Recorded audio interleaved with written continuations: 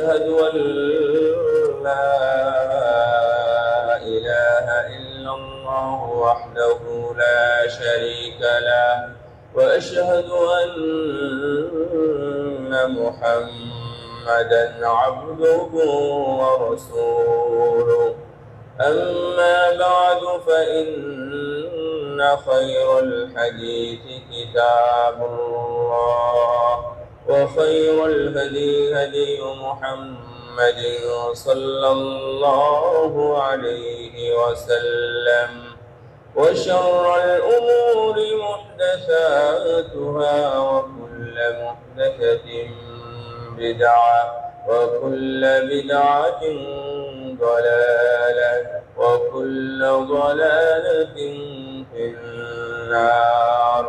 فقد قال الله تعالى في كلامه المجيد والفرقان الحميد: أعوذ بالله من الشيطان الرجيم. بسم الله الرحمن الرحيم. قاف والقرآن المجيد بل عجبوا أن جاءهم منذر منهم فقال الكافرون هذا شيء عجيب أإذا متنا وكنا ترابا ذلك رجع بعيد قد علمنا ما تنقص الأرض منهم وعندنا كتاب حفيظ. وقال الله تعالى: إن عدة الشهور عند الله 12 شهرا في كتاب الله يوم خلق السماوات والأرض منها 4 حرم ذلك الدين القيم فلا تظلموا فيهن أنفسكم وقاتلوا المشركين كافة كما يقاتلونكم كافة واعلموا أن الله مع المتقين.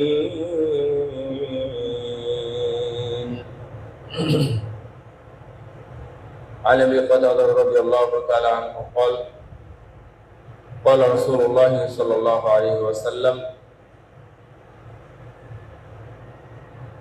صيام يوم عاشوراء احتسب على الله ان يكفر السنة التي قبله. رواه مسلم.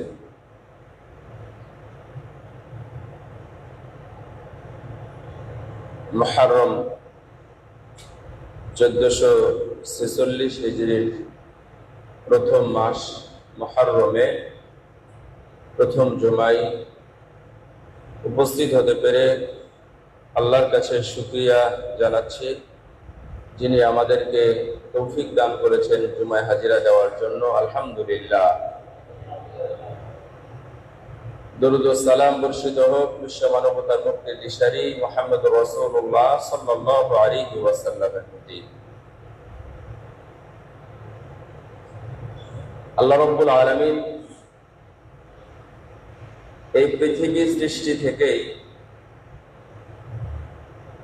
বছরকে 12টি ভাগে মাসে ভাগ করেছেন। 12টি ওই দিন অর্থাৎ আশুরা মুহররমকে যদি মূল্যায়ন করতে চাই তাহলে নিয়াত হবে। নিয়াতের কথা আমি আপনাদের একটা বলি যে দীর্ঘ হজ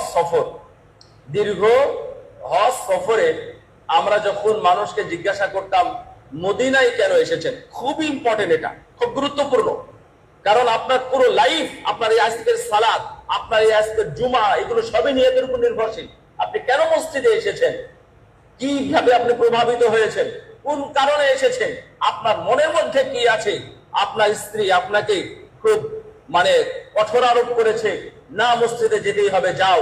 তারপরে ওর তাড়নায় এসেছি, শ্বশুর এসেছে, তার সাথে এসেছে, এই সমস্ত কারণ কিনা নিয়তের উপর নির্ভরশীল হিসাবে কথাটা শুনে রাখেন।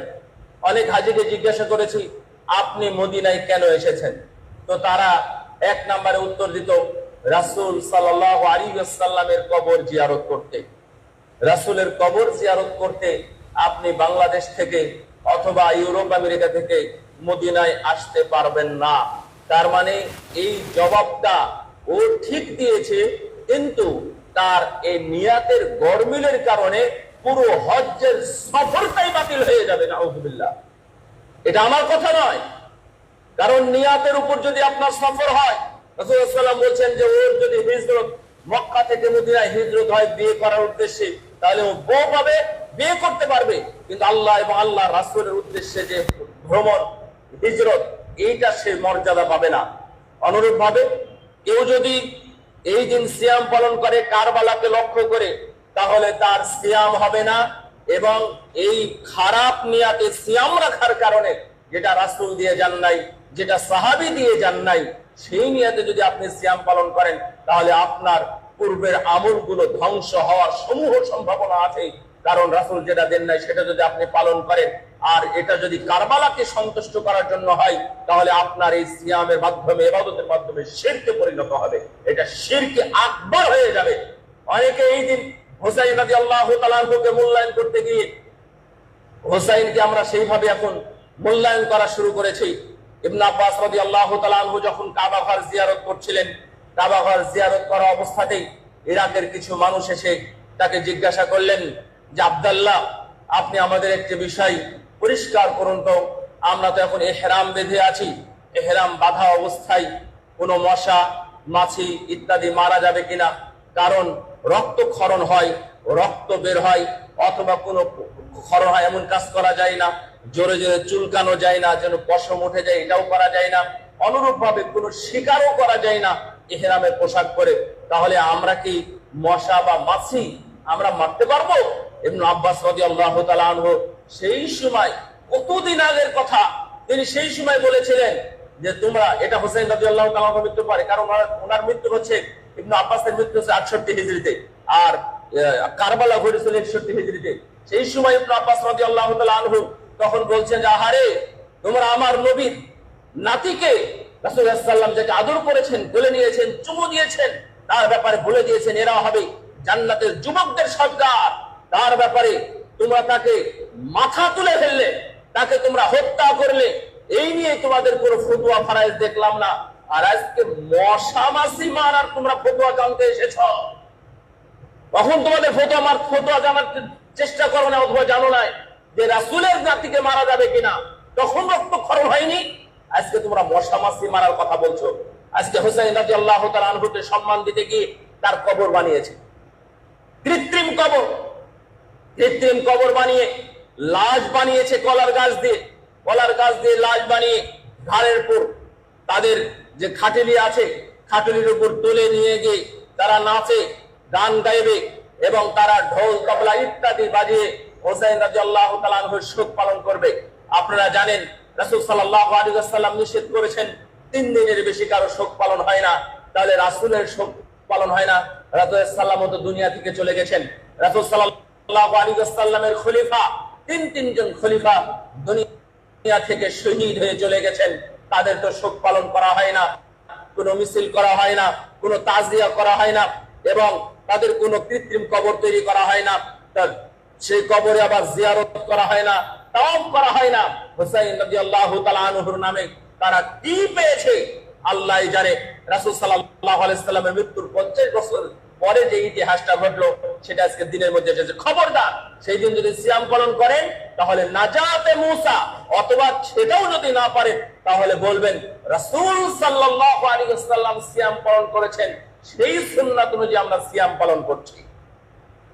দ্বিতীয় হলো, এই দিন যদি সিয়াম পালন করেন তাহলে ফজিলত আছে। রাসূল সাল্লাল্লাহু বললেন আহতাসিবু আলাল্লাহি আইয়ুকাফফিরা সানাতাল্লাতী ক্বাবলা, আমি আল্লাহর কাছে আশা করি যে কেউ যদি এই দিন সিয়াম পালন করে তাহলে বিগত 1 বছরের গুনাহগুলো আল্লাহ ক্ষমা করে দেবেন। সুবহানাল্লাহ।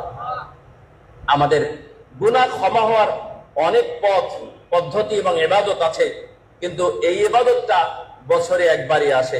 ওযু করলেও আপনার গুনাহগুলো ক্ষমা হয়ে যায়, 2 রাকাত সালাত আদায় করলেও আপনার গুনাহগুলো ক্ষমা হয়ে যায়। কিন্তু মনে রাখবেন যে আশুরা বছরে একবারই আসে। রাসূলুল্লাহ সাল্লাল্লাহু আলাইহি ওয়াসাল্লাম বলেন পুরো 1 বছর, বিগত 1 বছরের গুনাহ খাতা আল্লাহ রাব্বুল আলামিন ক্ষমা করেন। সুতরাং আগামী বুধবার এবং মঙ্গলবার অথবা বুধবার এবং বৃহস্পতিবার এই 2 দিন সিয়াম পালন করার চেষ্টা করবেন। আপনি রাখবেন, আপনার পরিবারকে উৎসাহিত করবেন, আপনার আত্মীয় স্বজনকে সংবাদ দিবেন, এবং যারা মা বোন আছেন, বিশেষ করে মা বোনেরা সিয়ামের ব্যাপারে তারা বেশি আগ্রহী, তাদেরকে বিষয়টা জানিয়ে দিবেন, তারা যেন সিয়াম পালন করে। আর এটা কেন রাখবেন, এটার উত্তর হলো এটা নাজাতে মুসা আলাইহিস সালাম কে যেই দিন ফেরাউন তাড়া করেছিল, সামনে ছিল সমুদ্র, বিশাল সমুদ্র, আর এটা হলো বাহরে কানজুম, এই বাহরে কানজুমের সামনে আর পিছনে হচ্ছে ফেরাউনের শত্রু। তখন তার সঙ্গী সাথীরা সবাই বলছেন এখন কি করবেন আপনি যে এদিকে চলে আসেন, এখন কি করবেন? কারণ মুসা আলাইহিস সালামের উম্মতরা একটু ভিন্ন টাইপের ছিল। আপনারা জানেন, আপনি যান, আপনি এবং আপনার আল্লাহ যা যুদ্ধ করেন, এই ধরনের কথা ওই একটা সম্প্রদায়ের লোকই বলেছে, আর কেউ বলে নাই। তো যখন মুসা আলাইহিস সালামের সামনে বিশাল সাগর আর পিছনে ফেরাউন, কোথায় যাবে? তখন এই লোকেরা অর্থাৎ তার সাহাবীরা এত কিছু বলেছে, উনি বিরক্ত হয়ে গিয়েছিলেন, আল্লাহর কাছে সরাসরি মদদ চাইলেন, আল্লাহ তুমি আমাকে কি করবে এখন করো, আমাদেরকে তুমি যদি রক্ষা করতে চাও তাহলে আমাদেরকে কোনোভাবে রক্ষা করো। তো মুসা আলাইহিস সালাম একে একে লাঠি দিয়ে বাজাতে থাকলেন, মানে আল্লাহ বলেছেন লাঠি দিয়ে মারো, লাঠি দিয়ে মারতে থাকলেন। তখন সবাই তার সাহাবীরা বলতেছে এটা কি করে মুসা? মুসা আলাইহিস সালাম একে একে মারলেন, ফিরে এসে দেখলেন এক এক করে 12টা বাড়ি দিয়েছিলেন। এই 12টা বাড়ির জায়গাতে 12টা মাটি থেকে নিয়ে পানি উপর পর্যন্ত পানি 2 দিকে ভাগ হয়ে গিয়ে মাঝখান দিয়ে রাস্তা হয়ে গেছে। আল্লাহ সাহায্য, আল্লাহর উপর ভরসা করে ইলা রাব্বি সায়াহদিন, উনি বলেছিলেন আল্লাহ আমাকে পথ দেখাবে, আমি আল্লাহর দিকে হাঁটলাম, আল্লাহ পথ দেখিয়েছেন। যারা সন্দেহবাদ বা যারা সন্দেহের মধ্যে থাকে, আল্লাহ তাদেরকে পথ দেখান নাই। আল্লাহ যারা ইখলাস নিয়ে থাকে, নিশ্চিত বিশ্বাস নিয়ে থাকে, আল্লাহ আমাকে পথ দেখাবেন, আল্লাহ আমার রিজিকের ব্যবস্থা করবেন, আল্লাহ আমার সবকিছুর ব্যবস্থা করবেন, এটা যারা বিশ্বাস করে। ইব্রাহিম আলাইহিস সালামের ওয়াইফ তথা আমাদের মা হাজেরা, তিনিও আল্লাহর উপর ভরসা করে পানি পেলেন, জায়গা পেলেন, লোকবল পেলেন, নেতৃত্ব দান করলেন আল্লাহ রাব্বুল আলামিন হাজেরাকে। আল্লাহ সবকিছু দিলেন শুধু আল্লাহর উপর ভরসা করার কারণে। মুসা আলাইহিস সালাম একে একে বাড়ি দিলেন, 12টা রাস্তা তৈরি হয়ে গেল, আল্লাহর হুকুমে তারা সবাই চলে গেল। এখন ফেরাউন এসে দাঁড়িয়ে দাঁড়িয়ে দেখছে এই পানির মধ্যে দিয়ে সাগর কিভাবে তারা পার হয়। এটা কোন আশ্চর্য কথা, আমরা কি চোখে ভুল দেখতেছি না নাকি? এটা কি রাস্তা নাকি? ওরা যদি যায় তাহলে ওদেরকে আমরা তেড়ে যাব, এইভাবেই আমরা তাদেরকে ধরে নিব। ঠিক যখন তারাও গেল, কি চিন্তা করেন, একটা জিনিস হলো অনেকে জানেন না যে মুসার তৈরি রাস্তা দিয়ে ফেরাউনও কিন্তু গেছে। বাহরে কুলজুম ওই জায়গাটা প্রায় 11-12 কিলোমিটার, যেই জায়গাতে পার হয়েছিল 11 থেকে 12 কিলোমিটার। তার মানে পথ কিন্তু ছোট নাই, লম্বা পথ, অন্তত 6-7 কিলো গেছে, 6-7 কিলো পার হয়েছে, খুব স্বাচ্ছন্দ্যে তারা পার হয়েছে। বিশাল হাতি বাহিনী, বিশাল তাদের যত বড় বড় বাহন ছিল সেই বাহনগুলো নিয়ে তারা যখন মাছ বরাবর গেল, তখন পানির কাজ পানি করলো, পানি সমান হয়ে গেল। সমান হয়ে যাওয়ার পরে আল্লাহ রাব্বুল আলামিন পুরো ঘটনা উল্লেখ করেছেন। তখন তারা একে একে ডুবতে থাকলো, মরতে থাকলো। বলা হয়েছে একজন সাহাবী অর্থাৎ ফিরাউনের জাতির এবং গোষ্ঠীর যারা এসেছিল মুসা আলাইহিস সালামকে মারতে, তাদের একজনকে আল্লাহ রাব্বুল আলামিন ফেরত দেন নাই, সবগুলোকে বাহরে কুলজুমের মধ্যে তাদেরকে ডুবিয়ে মেরেছেন। একজনকেও না, কাউকে ফেরত দেন নাই আল্লাহ। আমাদের বিশ্বাস এবং আমাদের যে তাওয়াক্কুল, আল্লাহর উপর নির্ভরশীলতা, এটা যদি থাকে, ফিরে আসে, আপনি পথ পাবেন ইনশাআল্লাহ।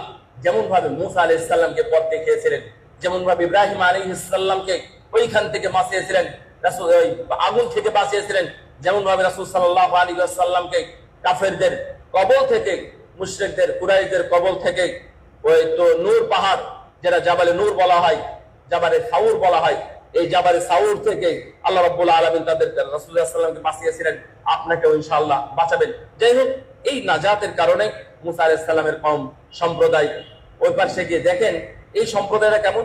ওই পাশে গিয়েই হুট করেই বলল যে আমাদের এত কিছু ছিল, ওই পাশে তো আমাদের বাছুর ছিল, গরুর বাছুর, তো গরুর বাছুর আমরা এখানে কিছু নি তৈরি করে নি, আমরা এই গাছটাকে অন্তত পূজা করি, নাহলে আমরা কাকে পূজা করব?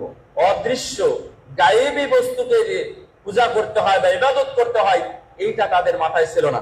সম্মানিত উপস্থিত, আমি এতদূর গেলাম তার কারণ হলো এটা হলো নাজাতে মুসা, অন্য কোনো উদ্দেশ্য নাই। রাসূলুল্লাহ সাল্লাল্লাহু আলাইহি ওয়াসাল্লাম এটা রেখে গেছেন। হ্যাঁ, এটা কি আগেও ছিল? এটা আগেও ছিল।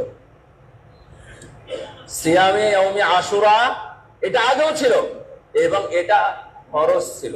এই সিয়ামটা ফরজ ছিল। যখন রমজান আসলো, রমজানের সিয়ামের আয়াত যখন নাযিল হলো দ্বিতীয় হিজরিতে মদিনায় যাওয়ার পরে, যখন রমজান ফরজ হয়ে গেল, তখন এটা নফল হয়ে গেল। সুতরাং আমরা নফল হলেও আমরা ছাড়বো না। বড় একটা ফজিলতপূর্ণ অধ্যায়, সেটা আমরা সিয়াম পালন করব ইনশাআল্লাহ। এই দিন আমাদের বর্জনীয় কিছু ছিল, বর্জনীয় কিছু আছে। তাহলে এই দিন আমাদের দেশে বিভিন্নভাবে অনুষ্ঠান হয়। আর প্রথমে বললাম যেটা কারবালার কারণে, কারবালার কারণে সেই দিনের ঘটনা খুবই ট্র্যাজেডিপূর্ণ ছিল, খুবই মর্মান্তিক ছিল, খুবই মানে দুঃখজনক কাহিনী ছিল। রাসূল সাল্লাল্লাহু আলাইহি ওয়াসাল্লাম এর সাহাবী ইবনে আব্বাস রাদিয়াল্লাহু তাআলা আনহু হুসাইন রাদিয়াল্লাহু তাআলা আনহুকে বারবার বলেছিলেন, দেখো তোমার বাবার সাথে এই ইরাকিরা ভালো ব্যবহার করেনি, সুতরাং তুমি সেখানে যেতে পারো না, তুমি যেও না, গেলে তারা তোমাকে হয়তোবা আবারও ঠকাবে।